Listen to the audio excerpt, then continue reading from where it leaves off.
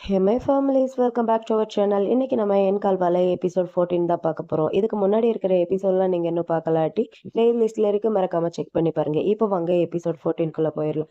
14ஓட ஸ்டார்டிங்ல நம்ம ஹுவாங்கும் ஷெங்கையும் தான் காமிக்கிறாங்க. நம்ம ஷெங்குக்கு அவனோட ஃபர்மன்ஸ்ல ஏதோ ப்ராப்ளம் சொல்லிட்டு டாக்டரை பார்க்கறதுக்காண்டி வந்திருக்கான். டாக்டரும் செக் பண்ணி பார்த்துட்டு இப்போ உங்க ஃபர்மன்ஸ்ல இருக்கிற ப்ராப்ளம் எல்லாமே சரியா போயிடுச்சு. நீங்க இதுக்கு முன்னாடி எந்த ஒமேகா கூட செக்ஸ்வல்ல இருந்தீங்களோ அதே ஒமேகா கூட உங்களுக்கு மறுபடியும் ஹீட் பீரியட் வரும்போது நீங்க அவங்க கூட ஒண்ணா இருக்கலாம் அப்படிங்கிற மாதிரி டாக்டர் வந்து நம்ம ஷெங் கிட்ட சொல்ல இது எல்லாத்தையுமே ஹுவாங் கேட்டுட்டு தான் இருக்கான். அவனுக்கு பயங்கரமா கோவம் வருது. ஹுவாங் இருந்துட்டு டாக்டரை பார்த்து பயங்கரமா முறைச்சிக்கிட்டேவோ அவர்கிட்ட, உங்களுக்கு எவ்வளவு தைரியம் இருந்தா என்னோட ஆல்பாவை இன்னொரு ஒமேகா கூட தூங்க சொல்வீங்க அப்படிங்கிற மாதிரி கேட்க டாக்டரே ஒரு நிமிஷம் பயந்துடுறாரு. அப்புறம் நம்ம ஷெங்கு தான் இருந்துட்டு ஹுவாங்க சமாதானப்படுத்திட்டு இருக்கான். டேய் லூசுத்தனமா பண்ணாத, நான் அந்த மாதிரிலாம் பண்ண மாட்டேன் அப்படிங்கிற மாதிரி சொல்ல இவனும் சரின்ட்டு அமைதியா இருக்கான். டாக்டருக்கு அப்பதான் புரியுது, ஓ நீங்க 2 பேரும் ஒண்ணா இருக்கீங்களா அப்படிங்கிற மாதிரி டாக்டருக்கு அப்பதான் புரியுது. டாக்டர் இவங்க 2 பேரையும் கொஞ்சம் தப்பா புரிஞ்சுக்கிட்டாரு. ஷெங்க தப்பா புரிஞ்சுக்கல. ஷெங்க தான் ஒரு எஸ் கிளாஸ் ஆல்ஃபான்ட்டு தெரியும் இல்லையா? ஸோ அவரை தப்பா புரிஞ்சுக்கல. நம்ம ஹுவாங்க தான் டாக்டர் தப்பா புரிஞ்சுக்கிட்டாரு. இவன் ஒரு எனிக்மா. ஆனா இவனை தான் எஸ் கிளாஸ் ஆல்ஃபான்ட்டு அவரும் தப்பா புரிஞ்சுக்கிட்டு இவங்க 2 பேரும் ஒண்ணா இருக்காங்கன்ட்டு டாக்டர் நினைச்சுக்கிறாரு. நினைச்சுக்கிட்டு என்ன சொல்றாருன்னா, நீங்க 2 பேரும் ஒண்ணா இருக்கும்போது உங்களோட நேச்சுரல் அந்த ஃபர்மன்ஸை யூஸ் பண்ணாதீங்க அப்படிங்கிற மாதிரி சொல்றாரு. ஃபர்மோன்ஸ் எல்லாத்தையுமே இவங்க தனித்தனியா விற்கிறாங்க போலப்பா. அதனால டாக்டர் என்ன சொல்றாரு, இந்த மாதிரி ஒமேகா ஃபர்மோன்ஸ் இருக்கு, அதை வாங்கி நீங்க யூஸ் பண்ணுங்க. அப்படி யூஸ் பண்ணும்போது உங்களுக்கு நல்லாவே இருக்கும் அப்படிங்கிற மாதிரி டாக்டர் வந்து ஷெங்கிட்ட சொல்றாரு.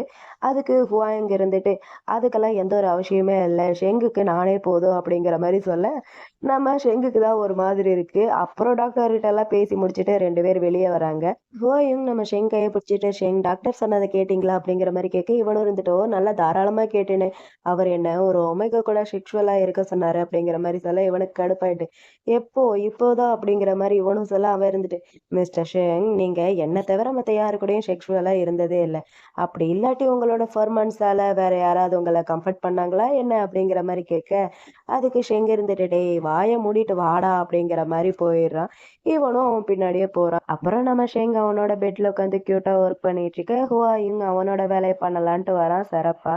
நம்ம ஷெங் இருந்துட்டு, டேய் என்ன பண்ணிட்டு இருக்க, நான் ரொம்ப பிஸியா இருக்கேன், ஒழுங்கு மரியாதை இங்க இருந்து ஓடிடு அப்படிங்கிற மாதிரி சொல்ல இவனும் இருந்துட்டு, நான் போக மாட்டேன்னு இப்படிதான் உங்க பெட் மேல ஏறி வருவேன், நீங்க என்ன பண்ணுவீங்க, உங்கனால என்ன தள்ளி எல்லாம் வைக்கவே முடியாது அப்படிங்கிற மாதிரி சொல்ல இவன் இருந்துட்டு, ஏன்டா வைக்க முடியாது, நான் உன்னை தள்ளி வைப்பேன்டா, உன்னை யாரா முதல்ல இங்க இன்வைட் பண்ணது அப்படிங்கிற மாதிரி நம்ம ஷெங் வந்து ஹுவாங் கிட்ட கேட்க ஹுவாங் இருந்துட்டு, ஆனா உங்க டாக்டர் தானே சொன்னாரு உங்களை உங்க பார்ட்னர் கூட ஒண்ணா இருக்க சொல்லி, உங்க டாக்டர் சொன்ன பேச்சை நீங்க கேட்க மாட்டீங்களா மிஸ்டர் ஷெங் அப்படிங்கிற மாதிரி ஹுவாங் வந்து ஷெங் கிட்ட கேட்க ஷெங் இருந்துட்டு, அவர் சொன்னாரு, ஆனா அவர் என்ன சொன்னாரு, என்ன ஒரு ஒமேகா கூட இருக்க சொன்னாரு, நீ என்ன அப்படிங்கிற மாதிரி கேட்க இவ இருந்துட்டு, நான் ஒமேகா இல்லதான், ஆனா நான் உங்களை கிஸ் பண்ண முடியும்ல அப்படிங்கிற மாதிரி சொல்லிட்டு பையன் அவன் வேலைய சிறப்பா அங்க பண்ணிட்டு இருக்கான்.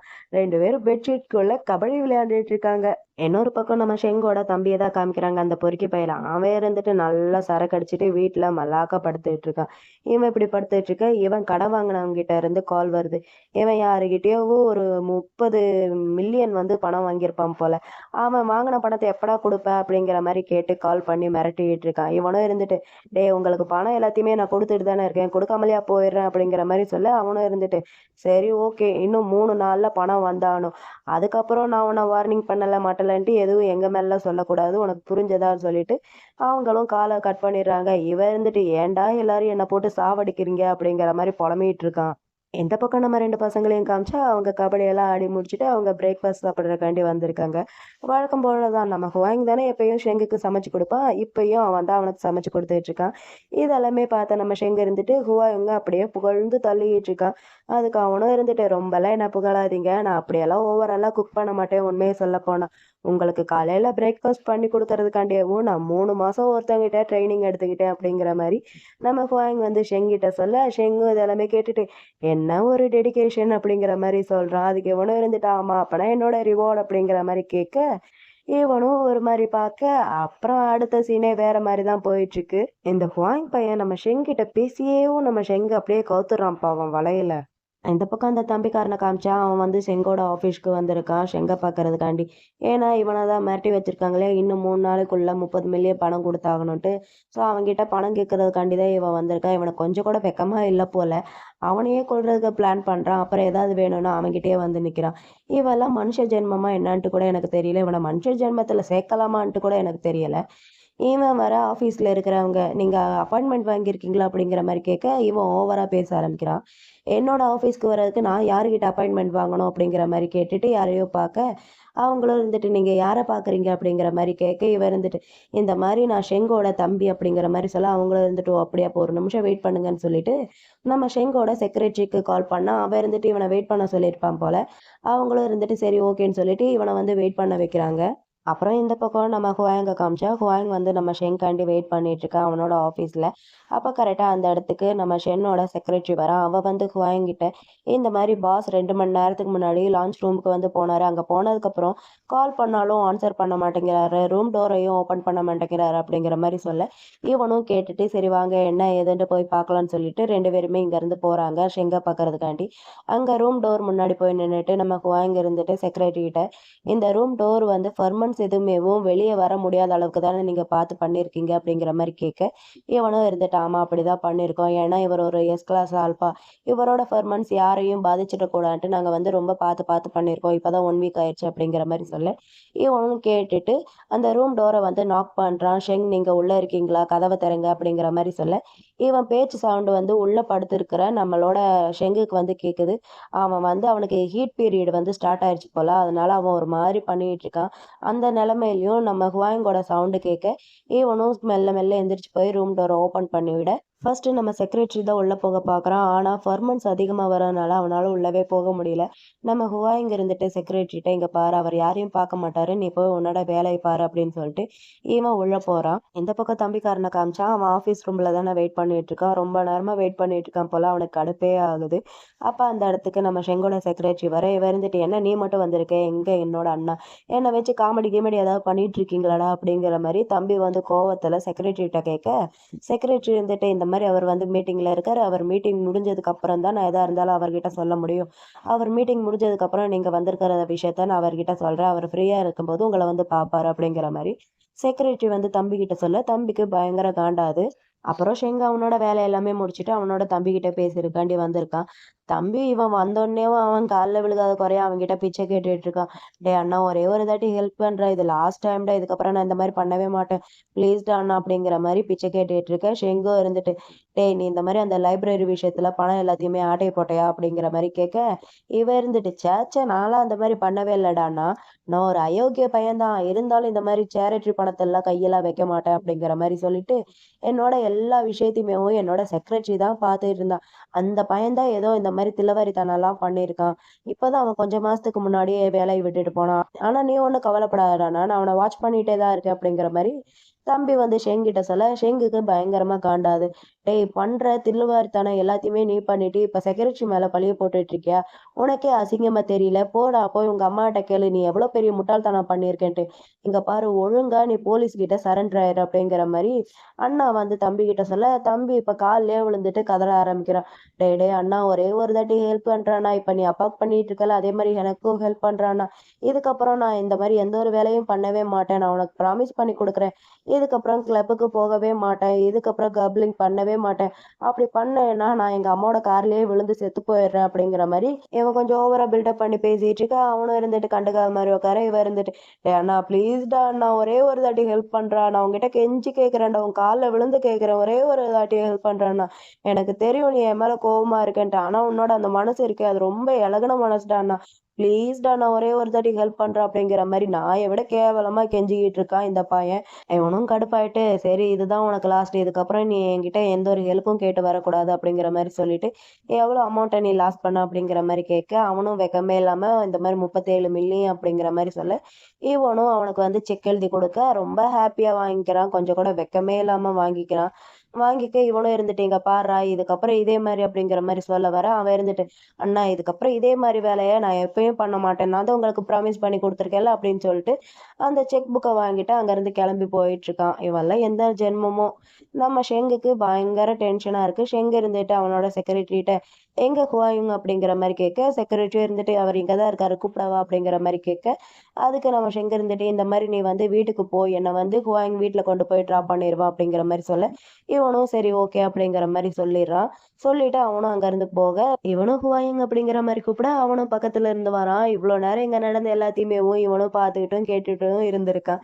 இது வந்து ஷெங்குக்கு தெரிய வர, ஷெங் இருந்துட்டு, "டேய் இப்படி ஒட்டு கேட்கிறத நிப்பாட்டிட்டு, என்ன வந்து தூக்கி விட்றா" அப்படிங்கிற மாரி ஷெங் வந்து ஹுவாங் கிட்ட சொல்ல, ஹுவாங்கும் சரின்னு சொல்லிட்டு அப்படியே அவன் பின்னாடி போயி நம்ம ஷெங்க கியூட்டா ஹக் பண்ணிக்கிறான். ஹக் பண்ணிட்டு, "உங்கனால எந்திரிச்சு நிக்க முடியலையா? சோ கியூட்" அப்படிங்கிற மாரி சொல்ல, இவன் டக்குட்டு அவன் கழுத்த பிடிச்சிட்டு ரொமான்டிக்கா பேசுறாங்களாம் 2 பேரும். "உனக்கு கடைசி ஆசை எதா இருந்தா சொல்லு" அப்படிங்கிற மாரி சொல்ல, அவன் இருந்துட்டு, "என்னோட கடைசி ஆசை எப்பயுமேவும் உங்க பக்கத்திலேயே தான் இருக்கணும்" அப்படிங்கிற மாரி சொல்லிட்டு, எப்படியும் இவன் அவன கிஸ் பண்றான். இந்த கிஸ்ஸிங் மூமெண்ட் அப்படியே கொஞ்ச நேரம் ரொம்ப அழகா போயிட்டுருக்கு. அப்படியே கிஸ் எல்லாம் பண்ணி முடிச்சுட்டு, நம்ம ஹுவாயூன் ஷெங்க அப்படியே அலேக்கா தூக்கி விட்டுட்டு, நம்ம ஷெங்க பார்த்து, "நீங்க எல்லாத்துலயுமேவும் ரொம்ப குட் தெரியுமா? எல்லாரையும் ஈஸியா நம்பிர்றீங்க.